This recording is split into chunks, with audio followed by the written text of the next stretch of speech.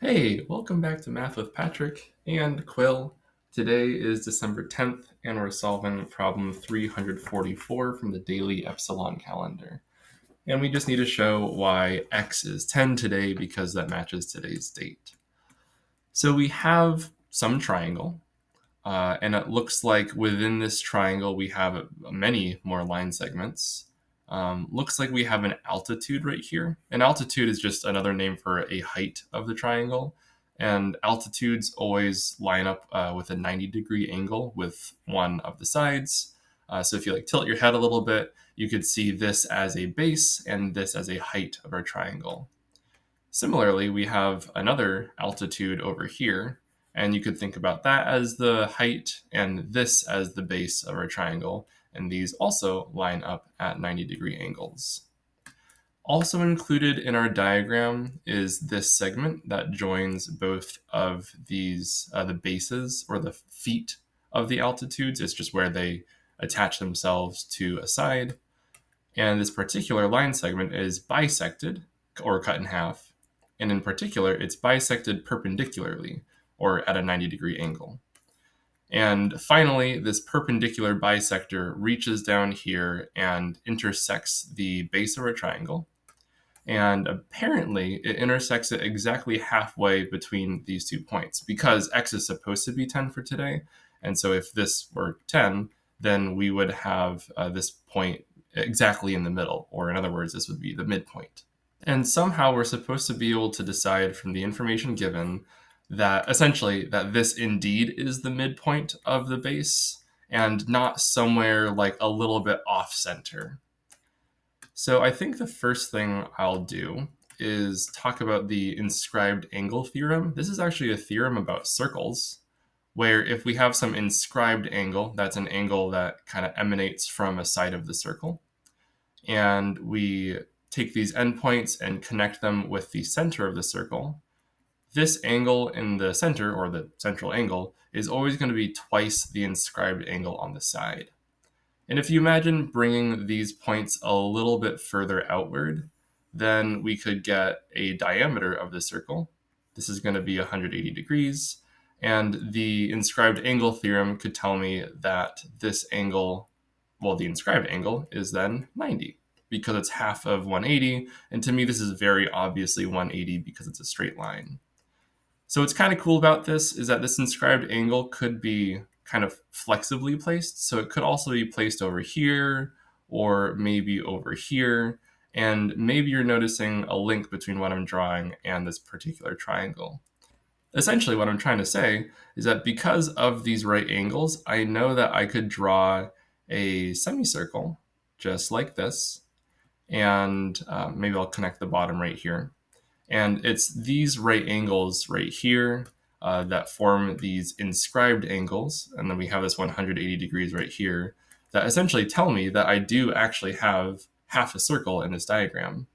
Normally, I use the inscribed angle theorem the other way. Like normally, I'm given the circle and I'm deciding stuff about the angles. Here instead, I have the angles, right? I have 180 degrees and I have 90 degrees. And so I'm deciding that there's a circle. This is the converse, I suppose, of the inscribed angle theorem, where I'm deciding stuff backwards. But I do think I can still use it this way. And here I have shown that, cool, we have half a circle. What does this mean? Essentially, now that we know that this right here is a diameter, we know that half of the diameter is a radius.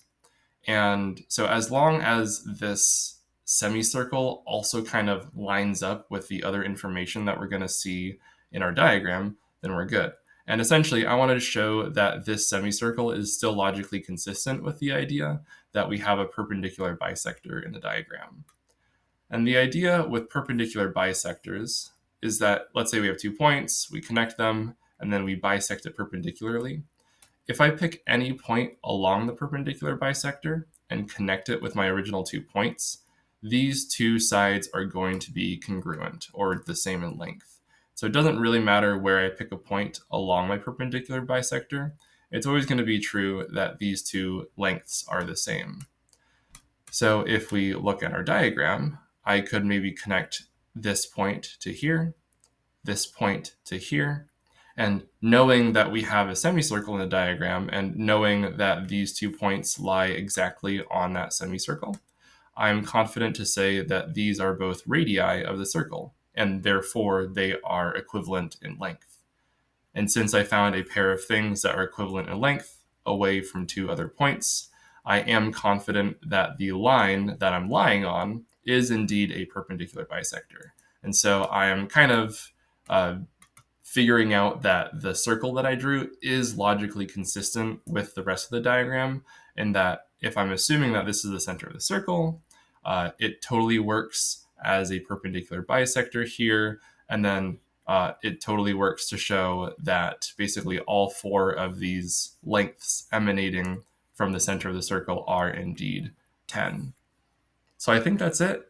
Basically, I just used the converse or the opposite of the inscribed angle theorem, and then I used like the opposite of, I don't know if this is actually a name, but something about like a perpendicular bisector theorem. Because normally what you do is you know that you have a perpendicular bisector, and then you're able to decide that you have congruent sides. And so I kind of used it backwards again, where I knew I had congruent sides. These were those radii of my circle. And therefore, I was able to conclude that yes, this indeed is a perpendicular bisector, and that matches what was already there in the diagram. So I think that's it. I think I'm done. Maybe just for kicks, let's go over to GeoGebra, and we can see how this would work out in a flexible diagram. So GeoGebra is another useful calculator tool that, to me, I use only when I need more geometry stuff than Desmos can give me. There's a lot of different tools I could use. Like I could draw some points or just place some points on a grid. I could move them around if I want to. And I think I'll move this one a little bit up and then to the right because that kind of matches what we had in our diagram.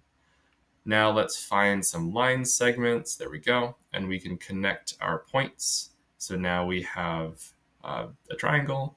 And let's see if we can just add more features that were already in the diagram. Like we had 2 altitudes. So I could find, there we go, perpendicular line. So I need to select a perpendicular line and a point. So here's my line, here's my point. Let's do another perpendicular line. Here's my line, here's my point. Let's do that segment that connected both of the feet of those altitudes. And then now I can construct a perpendicular bisector to that line segment. There we go. And so this is the full diagram that we had. And what I could do here is flexibly move around this point on the top.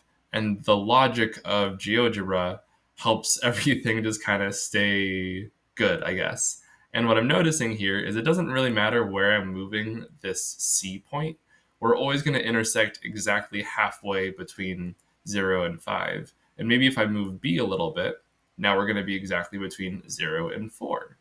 And then I could move A, and I guess it's stuck on the x-axis because that's just where I put it. But I guess you can see that it doesn't really matter where I guess it does matter where I put my point C. Maybe I would need to do a little bit more stuff to kind of prove what's going on when we have an obtuse triangle. But at least up here, you can really see that this perpendicular bisector is always going to cross halfway between points A and B. And, I could move it however big I want. Let's move this to, say, 14. And then we can see that this line does cross exactly at 7.